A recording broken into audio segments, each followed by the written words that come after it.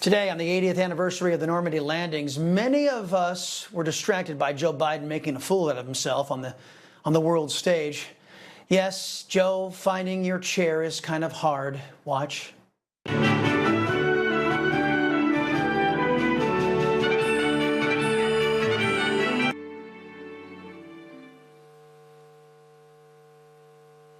Distinguished guests, please welcome the Honorable Lloyd J. Austin III, Secretary of Defense of the United States of America.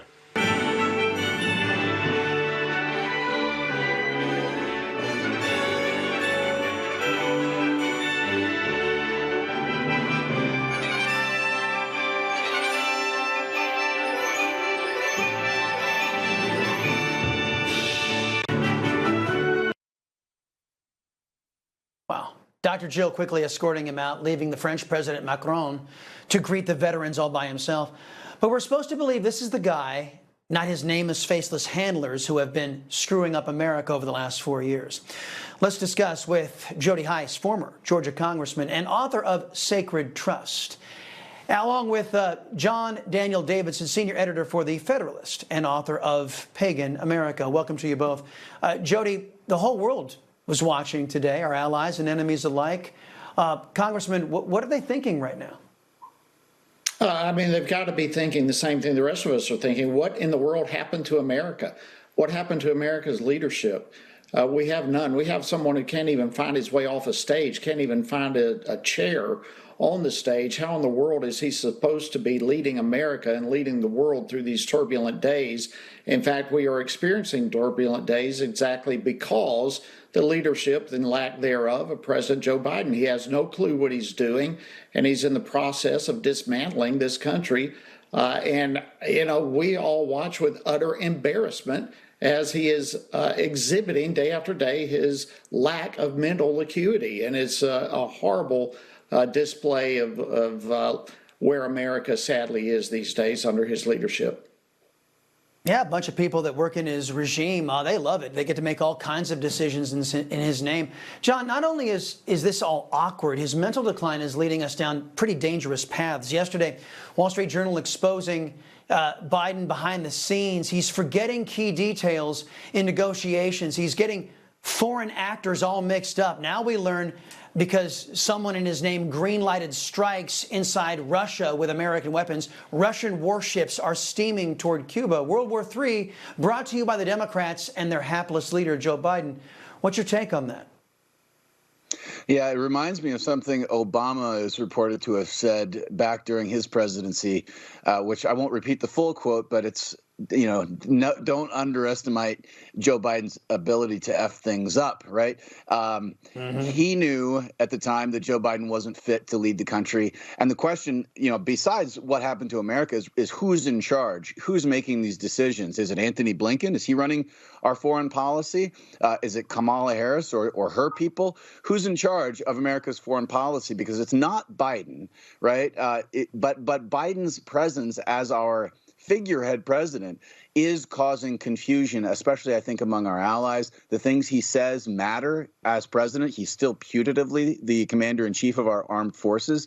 But there's really a sense of like who's in charge right now. I think a lot of Americans know in their gut that Biden's not the one really calling the shots here.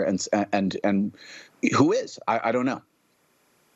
Yeah, exactly. And the only people who think it's quote unquote normal are the folks in the biased press. And speaking of the biased press, Congressman, ABC reporter asking Joe Biden about the war between Ukraine and Mother Russia. Listen. Let me ask you about what Vladimir Putin said last night about this authorization of American weapons inside Russia. He said the supply of high-precision weapons to Ukraine for strikes on Russian territory is direct participation in this war. He went on to say that this is the way to serious problems and again talked about Russia's nuclear capabilities. Does that concern you? I've known him for over 40 years. He's concerned me for 40 years. Okay, wait.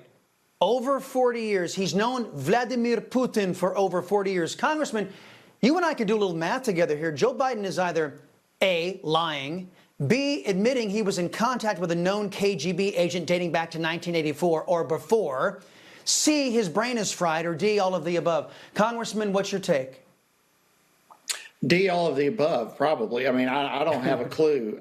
Here's an individual. Look, not only is Joe Biden's mind slipping, but America is slipping under his leadership. You look across the world, he's turned his back on Israel, our greatest ally in the Middle East, and one of our strongest allies in the world. Our military is down, economy is in shambles, crime is up, the borders are open. What in this country is going well under the leadership of Joe Biden? Our borders are wide open. Who knows who is in this country to mean harm for us? It is not just Joe Biden's mind that is slipping. He is taking America with him. And it's time now that we, the voters of this country, turn things around. Amen to that. I don't want to go with him. Wherever the heck he's going, I don't want to go with him. John, I spoke with Chairman Jim Jordan on my radio show this morning. I asked him about this effort to hold Attorney General Merrick Garland, the failed Supreme Court nominee, in contempt. Take a listen. I think that we'll have the votes for it. I really do. I don't think there's unless I'm missing, I don't think there's a concern there. This is real basic. I think they've waived the privilege they're asserting because they gave us the transcript. John, we've been hearing that there are some Republicans who don't think Democrats should have to face the same standard of justice that Peter Navarro is facing, that Steve Bannon are facing, for doing basically the same thing, defying lawful subpoenas from Congress. Jordan says the votes are there. What do you think the Republicans should do? Oh, they absolutely. They should have done this a long time ago. They should have impeached Merrick Garland as soon as they had a majority in the House. They should have impeached Mayorkas. The Republicans who are not willing to do these things hold members of the administration accountable, even in these procedural ways, hold them in contempt or, do whatever they can do under the powers that they have as a congressional majority. If they're not willing to do that, they need to get out of the party because now is the time. We've seen this two-tiered standard of justice as applied to former President Donald Trump. And we know now that the Democrats will try to jail their political opponents through any means necessary. So we need to use all means at our disposal to put the pressure on Democrats and do to them as they are trying to do to Republicans. And if you don't do that, then they'll never stop. They'll never stop doing it. So Republicans who are not willing to use all the tools at hand need to get out of the way and let the adults take charge, because that's what's required right now. Yeah, the equal application of justice used to be a universally held concept among anybody calling themselves a Republican, and sadly, I'm hearing that's not the case anymore. Jody Hice and John Daniel Davidson, thank you very much, gentlemen. Appreciate the time.